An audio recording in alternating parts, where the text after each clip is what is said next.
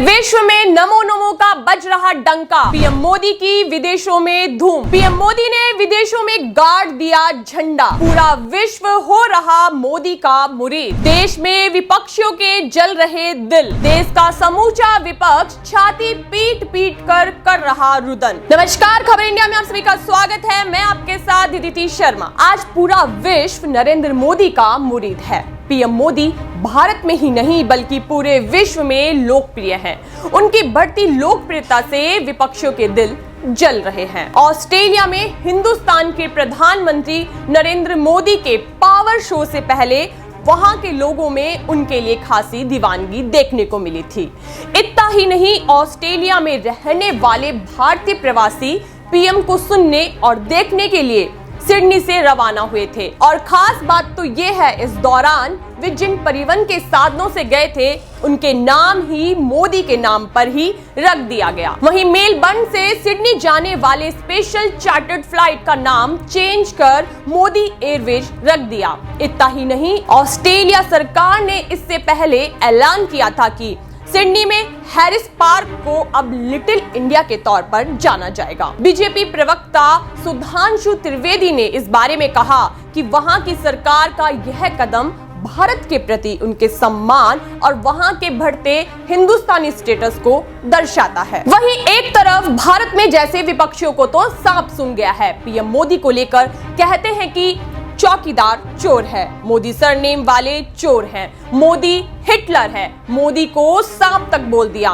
मोदी ने देश बेच दिया। ऐसी नकारात्मक विचारधारा रखते हुए विपक्षी यही नहीं रुके। दिल्ली के पढ़े लिखे मुख्यमंत्री अरविंद केजरीवाल ने देश के पीएम को अनपढ़ बोलकर सीएम केजरीवाल ने अपने पढ़ा लिखा होने का परिचय दिया। उन्होंने देश के पीएम के लिए ऐसी भाषा का इस्तेमाल कर पीएम पद का सम्मान तक नहीं किया और शायद अपने संस्कारों का ही परिचय दिया है। जहां एक और ग्लोबल लीडर के रूप में नंबर 1 पर पीएम नरेंद्र मोदी का दीवाना पूरा विश्व है, लेकिन उनके अपने ही देश में विपक्षियों को मोदी में सिर्फ खामियां ही नजर आती हैं। जैसे सावन के अंधे को सिर्फ हरा ही हरा नजर आता है, वैसे ही विपक्षियों को पीएम मोदी का कोई भी देश हित में किया जाने वाला काम देश विरोधी लगता है और इनकी बौखलाहट बढ़ जाती है। हमारे देश में कई जाति और धर्मों के लोग रहते हैं। वे विपक्षियों के बहकावे में आकर कुछ मुट्ठी भर लोग पीएम मोदी को बुरा भला कहते हैं और उनका विरोध भी करते हैं।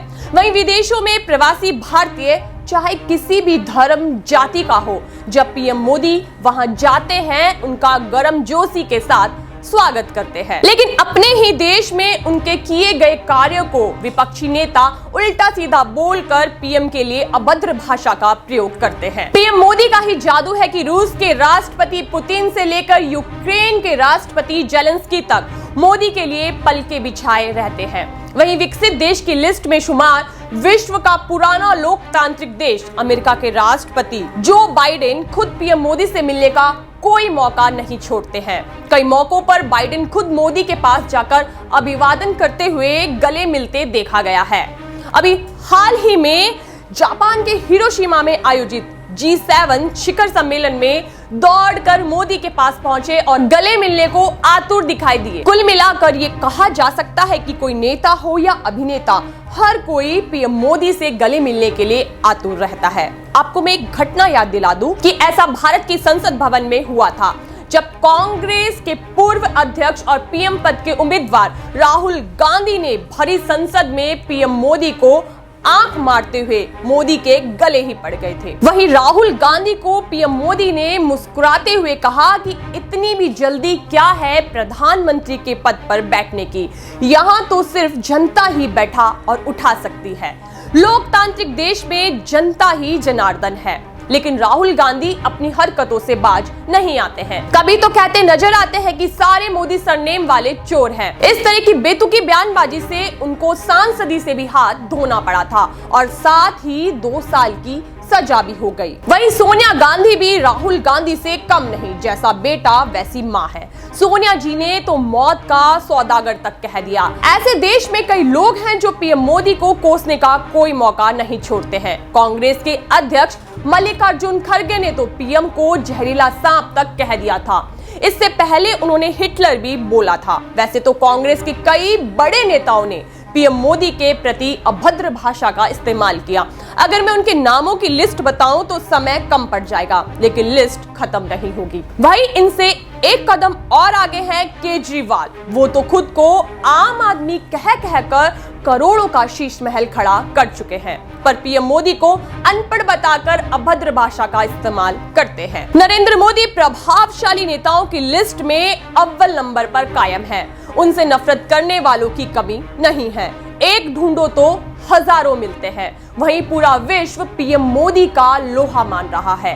पुतिन से लेके जेलेंस्की ने भी कई मौकों पर पीएम मोदी की दिल खोलकर तारीफ की है। अमेरिका के राष्ट्रपति तो यहां तक कह चुके हैं कि अगर मोदी चाहे तो रूस यूक्रेन युद्ध एक पल में रुक सकता है। भारत की आवाम तक कह चुकी है कि मोदी है तो मुमकिन है। मोदी के पीएम बनने के बाद बॉर्डर सुरक्षित है। सीमाओं पर पड़ोसी देशों के हुक्मरानों की नींदें हराम हो गई हैं। चीन के जिनपिंग से लेकर पाकिस्तान के शहबाज शरीफ के सपनों में मोदी आने लगे हैं। उनको अच्छे से पता चल गया है कि मोदी के रहते उनके नापाक इरादे कभी परवान नहीं चढ़ेंगे। लेकिन राहुल गांधी और केजरीवाल अभी भी पीएम मोदी को छाती पीट पीट कर कोसने में लगे हैं। आपको बता दें कि नीतीश बाबू और अखिलेश यादव भी इसी लिस्ट में शुमार हैं।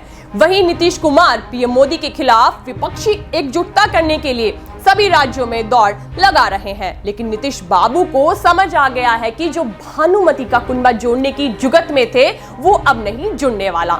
लेकिन राहुल गांधी और ममता दीदी को समझ नहीं आ रहा है। लेकिन कांग्रेस के बड़े नेता आचार्य प्रमोद कृष्णम ने भी माना है कि प्रधानमंत्री मोदी एक पॉपुलर चेहरा है। उन्हें सिर्फ विपक्षी एकजुटता से नहीं हराया जा सकता। उन्होंने ये भी सचेत किया प्रमुख विपक्षी दल कांग्रेस है, लेकिन छोटे छोटे क्षेत्रीय दल मुख्य विपक्ष की भूमिका निभा रहे हैं, जो कि कांग्रेस के लिए घातक साबित हो रही है। इन सभी पे आपके क्या विचार हैं, हमें कमेंट बॉक्स में जरूर बताइएगा। देश विदेश की तमाम बड़ी खबरों से जुड़े रहने के लिए देखते रहिए खबर इंडिया, क्योंकि सच दिखाता है खबर इंडिया। धन्यवाद।